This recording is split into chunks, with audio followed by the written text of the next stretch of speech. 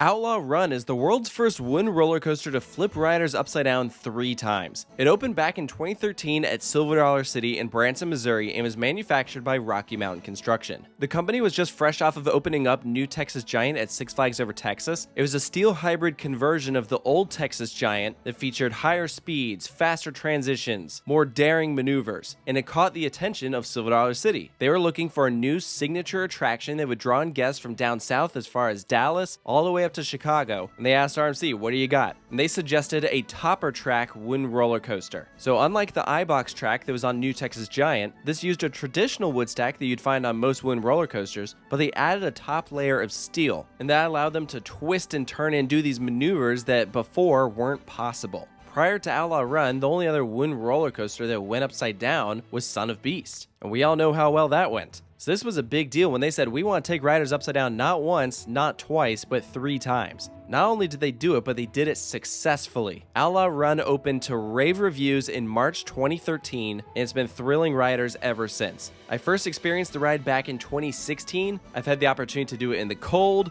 in the blazing heat, at night, all sorts of different conditions, and this is going to be my full in-depth review on the attraction. Now, if you're unfamiliar with Silver Dollar City, this ride is located all the way in the back of the park. As you're walking up to it, the only thing that you can see is the top of the lift hill, and from certain angles, you can also see the final barrel roll. It is very, very hidden, so it is absolutely a reveal for all those riders as they are cresting over that drop, being thrown into elements that they probably didn't even know were there. The only view of the layout that you can really get from the park is if you ride the train. It goes directly past that first inversion. It's an amazing viewpoint. But part of the reason you can't see much of the ride from the park is because this is a terrain coaster. Silver Dollar City is located in the Ozark Mountains. It is extremely hilly. The ride is essentially built on top of a ravine, so you have a height of 107 feet, but a first drop of 162 feet. It is very, very impressive. I am sure this was such a difficult site for the crew to work on. The fact that they were able to come out with such a creative and dynamic layout is really, really cool. I know this ride was getting talked about so much back at its debut. There was a lot of anticipation behind it. People were wondering if this thing was even going to work. Everything about it was brand new. It was RMC's first coaster to use topper track. It was the first time that they debuted their legacy train. So much of the time and hardship behind the attraction was just put into developing these trains. You can see they went for that boxy design with a lap bar and seatbelt. The whole train is set up to look like a stagecoach. The name Outlaw Run, of course, ties into the Old West. In this case, you are put in the position of you are one of the good guys. You are trying to catch the bad guys. As you dispatch, they go, "Hyah," like you're whipping the horse. And then when you come back into the brake run, they go, "Whoa," and then have a tagline of "the good guys always win." The queue has some nice detail as well, lots of clocks. If you haven't noticed, Silver Dollar City has a big thing for clocks. Time Traveler has a bunch of them too. Outlaw Run has a set of 2 trains, 12 rows, that's 24 passengers per vehicle. I've probably ridden this ride in just about every seat. My personal favorite is the second to last row. I like it because it's as far back in the train as you can go without being on a wheel seat. I think it's pretty well known at this point that Outlaw Run has a bit of a bite. If you sit in the front of any car, it's going to be smoother than if you sit in the second row of any car. So I'd recommend the second to last row,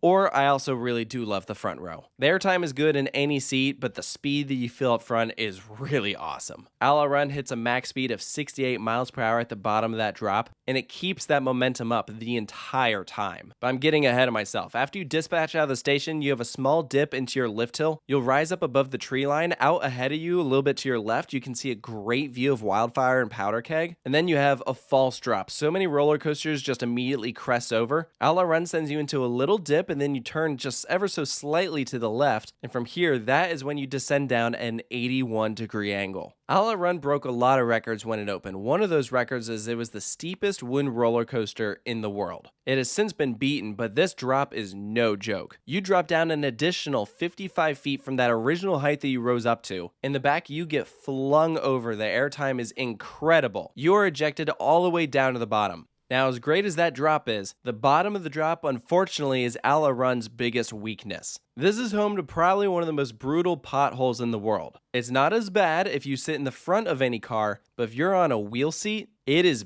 bad. And really, I think it's because this is the most forceful part of the ride. There are way more positives at the bottom of this drop than any other moment on the layout, so it's probably caused the structure to weaken. From my understanding, that spot has been retracked before and it hasn't really fixed the problem. So in my opinion, I think they should seek a more permanent solution. RMC offers 208 track that is all steel. Maybe you put that at the bottom of the drop. They could also use their iBox track. We recently saw Lightning Rod receive a bunch of iBox track, and that was originally all topper track. And having ridden it before and after, it definitely solved that problem, because Lightning Rod also had a pretty bad pothole at the bottom of its drop. So I think that's the best thing that could be done for Outlaw Run. I don't think the whole thing should be retracked. I actually really like the feeling of that topper track because it makes the ride feel more raw and out of control. The iBox track is like the smoothest track in the industry right now, and I'd like for Outlaw Run to still feel like a wooden roller coaster. I don't mind if it has a little bit of a bite to it, but that pothole is brutal. Now, immediately following this insane drop is the second highest point on the ride. It is also the first of 3 inversions. You'll bank to the left and rise up to the top of the tree line in this 153-degree overbanked inversion. So you're angled to the left, you flip to the right, you hang there just for a second, and then flip back the other way to the original direction of travel. It's an extremely cool moment and a great first element on the ride, but I love how immediately following it, you are taking this hard left-hand bank right up against the ground. If you're sitting in the left seat, you feel like you could reach your arm out and touch it, and then you're tossed like a rag doll to the right. This is an epic moment of ejector airtime. This transition is so powerful. You're back up against the ground, this time angled to the right, and then you level out into an ejector airtime hill. You just get flung over it, and then you swoop into this high banking turn underneath the lift hill where you're dangling to the left, and then whip over to the right to level out. And that's all done while you're dropping back down into the ravine. I know it's hard to keep track of the terrain, but this whole section that I'm about to talk through is actually the lowest moment on the ride. A few years ago, I got to walk around backstage to film a lot of the footage that you're seeing in this video, and some of these hills are really steep. It made filming this ride a huge pain because there were so many trees in the way, and the availability was extremely limited. But all things considered, I think the results turned out pretty well. You can see more of what I shot in This Is How We Roll. It's a feature-length documentary about Rocky Mountain Construction, the company that built this ride. There's actually a whole section about Outlaw Run. You'll hear from the park president of Silver Dollar City, Brad Thomas, talk about it, as well as some of the team members from RMC. They'll go through some of the challenges of the ride and how it was able to come to life. You can see the film at vimeo.com/ondemand/thisishowwerollmovie. Now, after that dramatic overbank turn, dropping back down to the ground, you still just have so much speed and momentum that you get flung into a wave turn. And this was really the first wave turn that we'd ever seen on a wooden roller coaster. And that's such a cool moment. You're literally just hanging sideways. You're getting ejected while at an angle. So it's sideways airtime,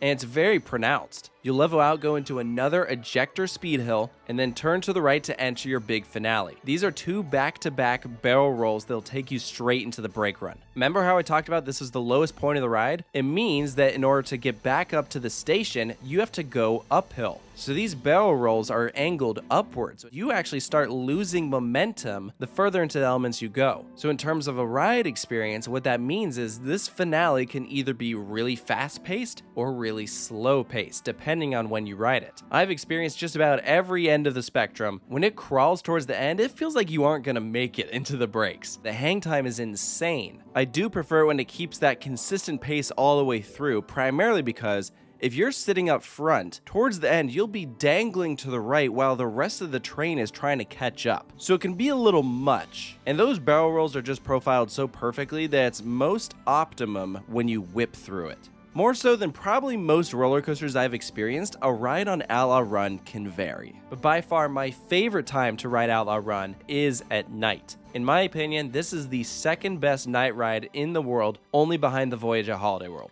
This ride's location in the back of the park means there are no lights at all. The only time that you can really see where you're going is if you happen to be riding it when it's a full moon. But otherwise, you won't be able to see the hand in front of your face. Riding this thing late at night is just otherworldly. And the reality of this ride is also, there's a good chance that you'll be able to re-ride it. Outlaw Run, frankly, doesn't often get a long wait. It's like 5 minutes. Because the ride is so extreme, it takes a lot out of you, so a lot of people will ride it once, and then they're either good for the day, or they'll come back later. It's really just the enthusiast that will just want to lap it over and over again. It's easily the most extreme ride in the park, but it is fantastic. For its final score, I'm giving Outlaw Run a 9 out of 10. My only critiques, I really think they gotta do something about the bottom of the drop, and just with how dramatic that ending can vary, it does impact your ride experience. But I really do love this ride, even though RMC has come out with many more attractions since 2013. I think this is still one of their top coasters. It was an incredible feat of engineering. Silver Dollar City took a huge risk. It definitely paid off, and now that we know that RMC won't be doing any more topper track wooden roller coasters, it makes Outlaw Run even more special. It's a must-do wooden roller coaster. There's a reason it's topped every chart ever since it opened. My only word of warning, Outlaw Run easily has the most constraining restraints. We saw many guests getting turned away because even if they could get the lap bar all the way down to verify, they couldn't get the seatbelts to connect. The belts, for whatever reason, are the shortest on any RMC. So if you have trouble fitting into some of those other rides, you might not fit on Outlaw Run. It's very strange. Again, these were the prototype trains. I hope it's something that RMC is able to fix in the future, because I know some of the newer RMCs have completely different seatbelts. They'll be retractable, or the ones on Wildcat are very flimsy, not as heavy duty, because it's just a little strange in my opinion that some guests would be able to fit on one RMC but then not another. But anyways, I want to hear from you guys down in the comments below if you've had the opportunity to experience Outlaw Run at Silver Dollar City, if you agree with the points that I brought up, if you think there's anything I missed, and of course stay tuned for more here at Coaster Studios, and I'll see you next time.